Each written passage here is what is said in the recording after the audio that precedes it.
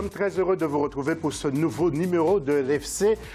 52 minutes d'infos sur le football africain, puis nous aurons un petit pourcentage pour le football européen. Nous allons parler de la Ligue des Champions. Permettez-moi de vous présenter le sommaire de cette édition. Dans un premier temps, nous parlerons de la finale de la Coupe CAF et de la CAN féminine de football. Deuxième grand titre, eh bien, nous évoquerons la CAN de beach soccer et focus sur les premières qualifiées pour la CAN 2019. Aujourd'hui, nous parlerons de la Côte d'Ivoire. Et puis un troisième titre, comme je vous le disais, du football européen et puis bien entendu les élections à la FECAFOOT. Mais vous le savez sans doute, l'actualité de la semaine et du week-end, eh bien c'est la CAN 2019 qui ne sera pas attribuée au Cameroun. Nous allons parler longuement aussi au cours de cette émission. Avec nous sur le plateau, Saïd Afizi, qui aura la lourde tâche de commenter l'actualité avec nous, parce que pour l'instant, il est seul. Bonsoir Saïd. Je prends la responsabilité. Alors bonjour José, bonjour à tous. Et puis nous attendons d'autres invités au cours de cette émission. Un petit mot pour les internautes tout de suite.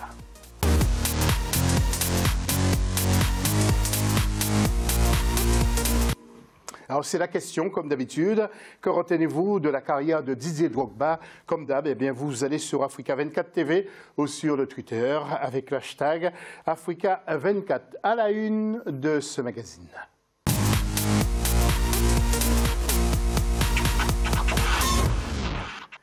Et il s'agit de la finale retour de la Coupe de la Confédération entre l'AS Vita Club et le Raja Club de Casablanca. Match remporté à l'aller par le Raja. Ce match retour au Congo promettait le point avec la rédaction.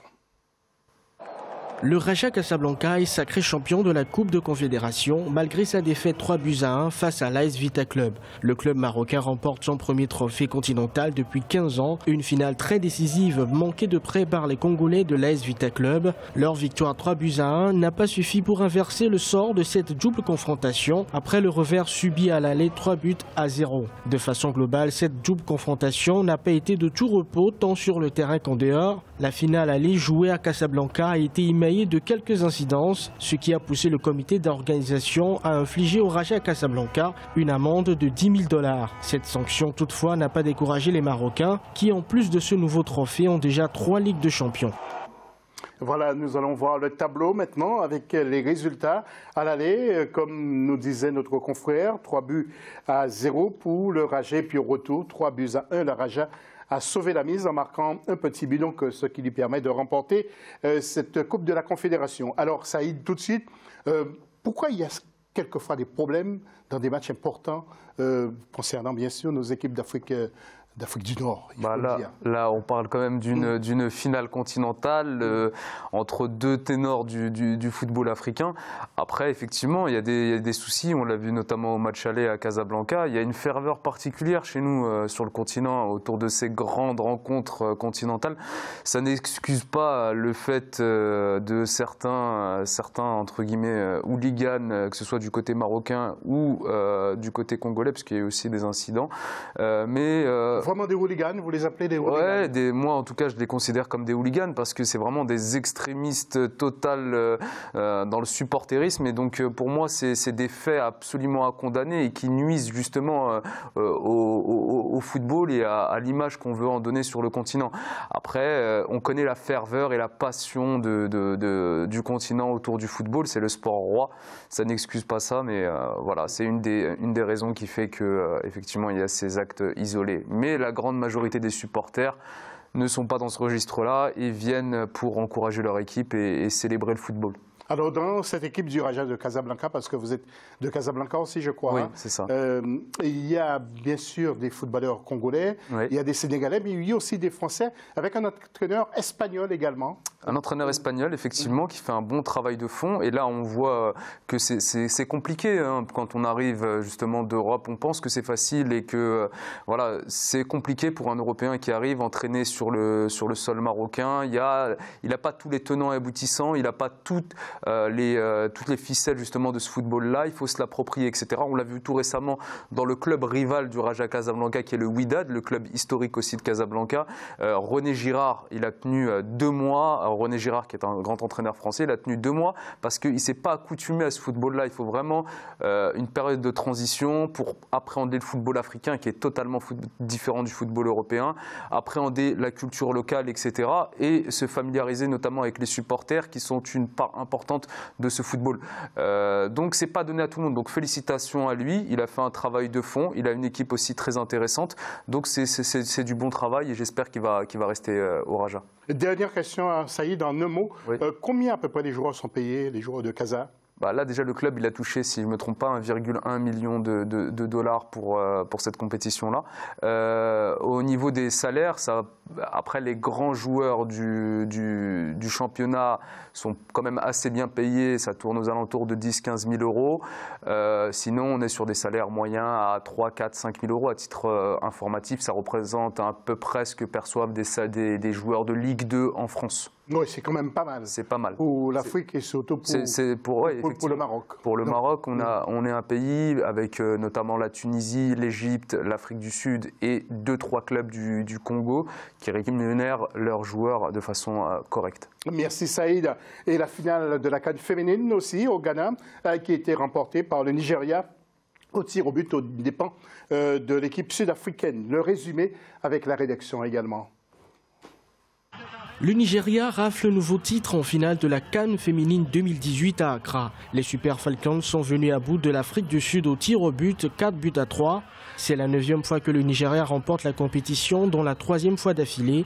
Les champions d'Afrique ont failli avoir des regrets lorsqu'elles ont manqué un pénalty à la 74e minute. Du coup, aucune équipe n'est parvenue à faire la différence au bout des 90 minutes, ni à l'issue de la prolongation, et tout s'est joué au tir au but. Après ce nouveau sacre, les Super Falcons comptent désormais 11 trophées dans cette prestigieuse compétition de football féminin. Cette 13e édition était qualificative pour le mondial 2019 en France du 7 juin au 7 juillet. Les 3 premières équipes du tournoi, à savoir le Nigeria, l'Afrique du Sud et le Cameroun, vont représenter l'Afrique au prochain mondial.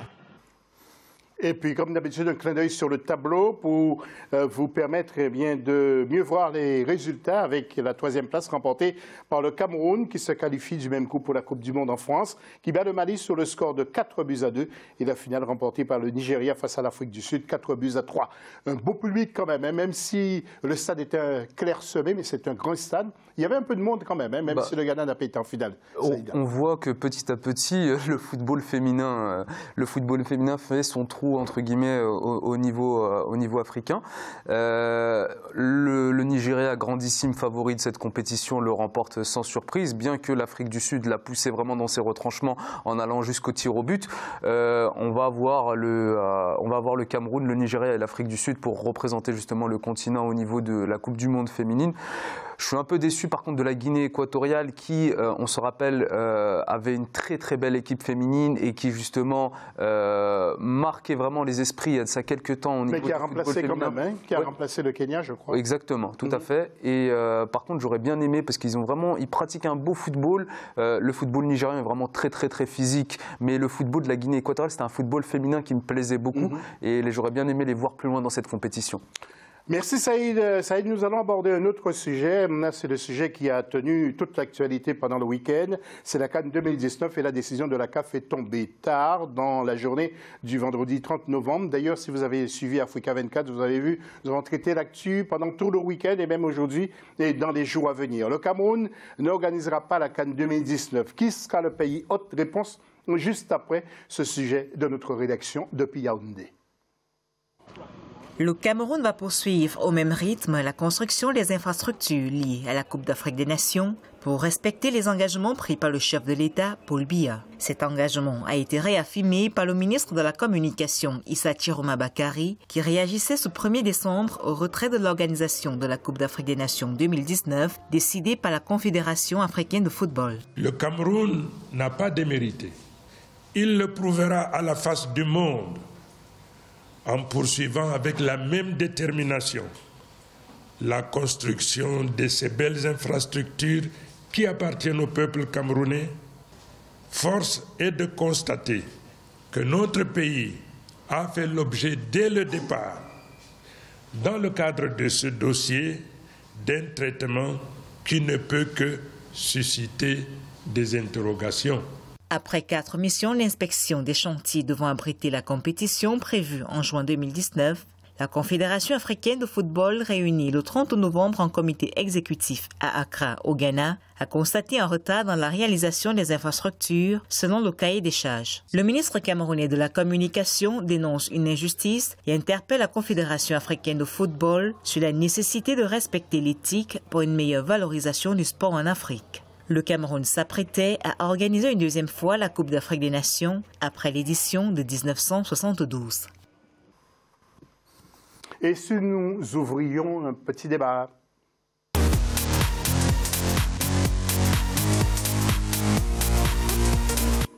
Oui, Saïda, à qui attribuez-vous la responsabilité de cet échec? Parce qu'il faut dire que c'est un échec.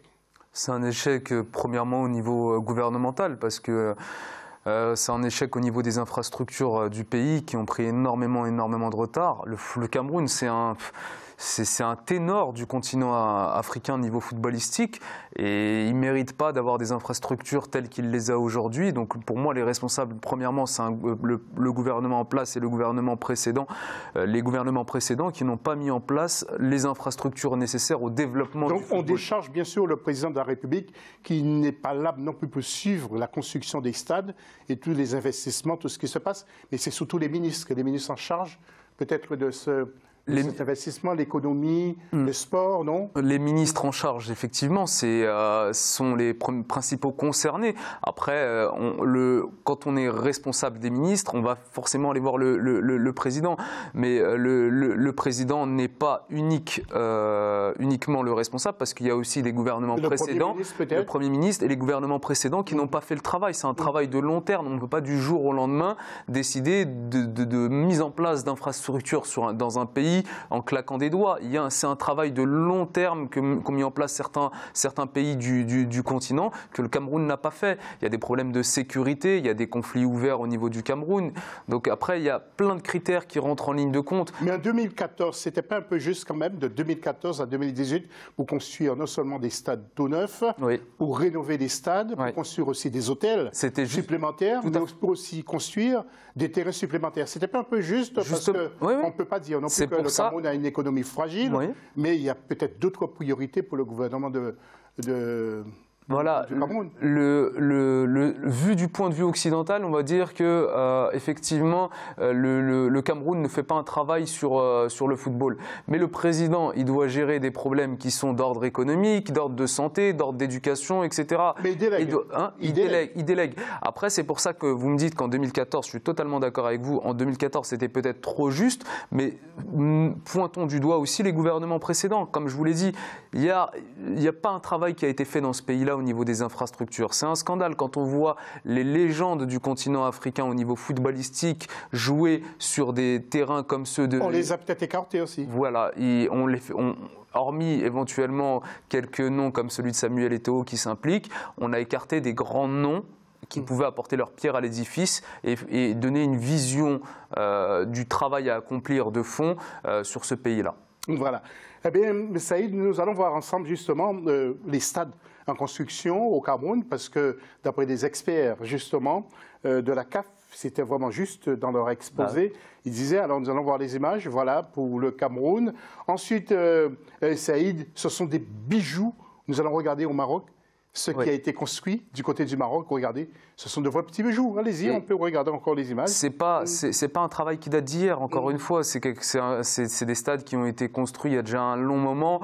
On parle du stade de Tanger qui est récent, le stade de Casablanca qui a été totalement rénové, le stade de Rabat rénové également, le stade de Marrakech qui est récent, le stade d'Agadir qui est très récent.